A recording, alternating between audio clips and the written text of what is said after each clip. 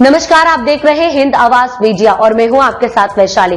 आइए रुक करते हैं आज की खास खबर पर। देखिए, जो एफआईआर जगह जगह राहुल गांधी पे करवाते हैं भाजपा के लोग, ये बहुत ही गलत बात है। वो कुछ भी बोले उसको तोड़ मरोड़ कर एक झूठी एफआईआर बना के उन्हीं राज्य में कराएंगे जहां उनकी सरकार हो, ताकि पुलिस जो है उनको फेवर करे और राहुल गांधी को कैसे तंग करे। पहले भी देखा है उन्होंने गुजरात में मुकदमा करा के और उनकी लोकसभा सदस्यता ली, जिसको सुप्रीम कोर्ट ने उस निर्णय को पलटा और जिसने सजा दी थी बहुत लताड़ बताई उसको। तो इस तरह का काम ये करते हैं कि कैसे जो है विपक्ष के लोगों को जो है तंग करें, हैरेस करें। इसी तरह से भी झूठी जो है एफआईआर दर्ज कराई है और उन्हीं राज्य में है जहां पे भाजपा की सरकार है। जिस तरीके से अभी आया है कि सुप्रीम कोर्ट ने स्टे करी है राहुल गांधी के खिलाफ जो भी डेफेमेशन जो सूट हुआ था अमित शाह के रिमार्क कर दिया था, उन्होंने ट्रायल कोर्ट में उस प्रोसीडिंग को स्टे करने के लिए अभी सुप्रीम कोर्ट ने ऑर्डर दिया है। तो वही सुप्रीम कोर्ट को फिर दखल देना पड़ता है, क्योंकि न्याय जो सही बात है फिर सुप्रीम कोर्ट को कहनी पड़ती है। ये जहां जहां इनकी सरकारें हैं वहां ये पूरा जो है 3 तिकड़म के जरिए राहुल गांधी के खिलाफ इस तरह की एफआईआर दर्ज कराते उनको तंग करने के लिए। इनकी आदत है कि विपक्ष के लोगों को तंग करो और किसी तरह से सत्ता पे कब्जा बनाए रखो। बीजेपी का एक बहुत बड़ा आरोप है कि क्लीन पॉलिटिक्स की बात करते हैं। आम आदमी पार्टी के पास सबसे ज्यादा क्रिमिनल रिकॉर्ड के बाद है और उसके बाद कांग्रेस के लोग हैं जो कैंडिडेट्स हैं उनका क्रिमिनल रिकॉर्ड है। ये बहुत बड़ा आरोप बीजेपी लगाती है, आप इसको कैसे डिफेंड करेंगे?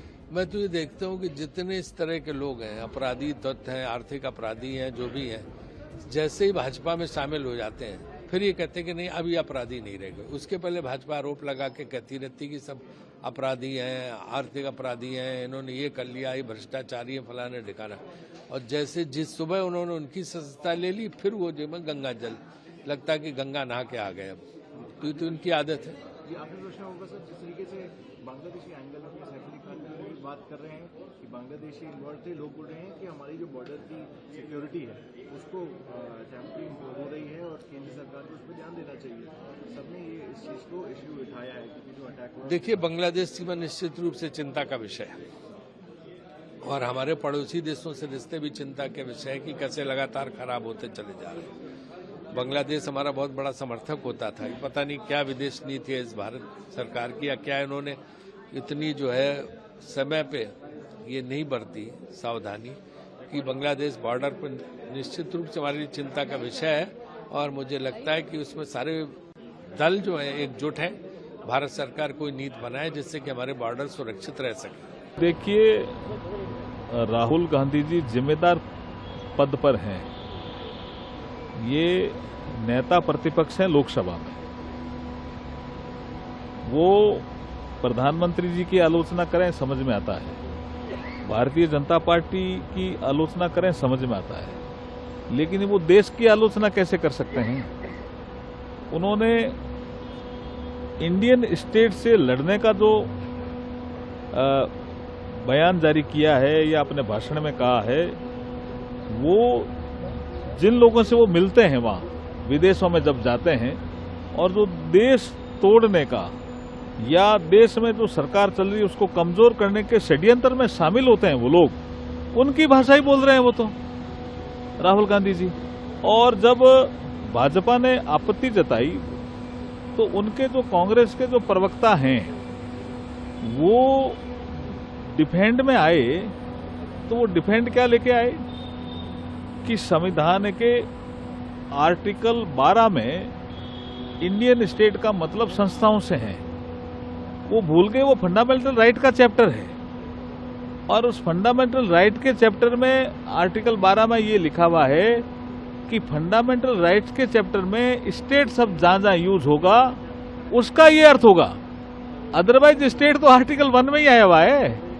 इसका मतलब आप देश की संप्रभुता को चैलेंज कर रहे हैं और आप जिम्मेदार पद पे बैठे हैं। पूरे देश में इसकी आलोचना हुई है राहुल गांधी जी के इस बयान की और निंदा भी हुई है। अरविंद केजरीवाल कह रहे हैं कि आप लोगों का सपना तो कुछ है नहीं, अब फ्रीबीज देने की बात करें। प्रधानमंत्री जी से पूछा, प्रधानमंत्री जी तो फ्रीबीज पर आपत्ति जताई थी जब हमारी बात आई थी, और आज आप लोगों का जो संकल्प पत्र जारी हो उसमें साफ पता चलता है कि देखिए 2 चीजें आपको दिल्ली चुनाव में देखनी पड़ेगी। एक तो अरविंद केजरीवाल जी की पोल खुल गई ये श्री अन्ना हजारे जी के आंदोलन की उपज थे।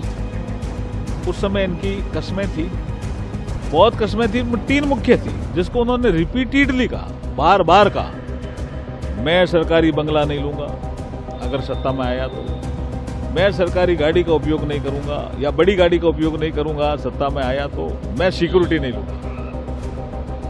आप सिक्योरिटी 2 जगह से ले ली, बंगला इतना बड़ा शीश महल बना लिया जिसका हिसाब किताब भी आपके पास नहीं है, और आप बड़ी गाड़ी में भी घूम रहे हैं।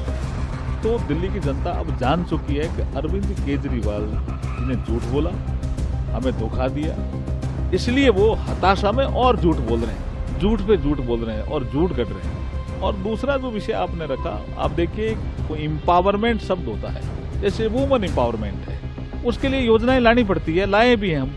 अगर किसी के पास शौचालय नहीं था और हमने शौचालय दिया तो वो गरीब आदमी के पास ही तो शौचालय नहीं था, तो वो गरीब आदमी एम्पावर्ड हुआ।